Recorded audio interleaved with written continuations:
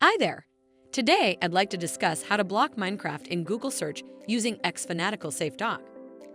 Minecraft is a popular sandbox video game that enables players to explore, build, and create in a block-based virtual world.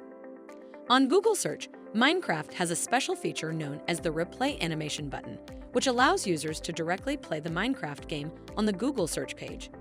While this feature might be appealing for entertainment, it can quickly divert students' attention away from their academic tasks. Unfortunately, Google does not provide an administrative tool to disable this feature.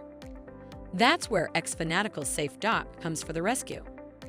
Using Safe Dock's administrators can disable the replay animation button in Google search, by which students will no longer have the option to access the game through the search page, ensuring their focus remains on educational activities. Getting started is a breeze. Go to Chrome Web Store page, search for Safe Dock, then click Add to Chrome to add this extension. Once it is installed, simply enable the Block Google Search Minecraft policy and set its value to True to easily block Minecraft in Google search. To know more, please visit xfanatical.com.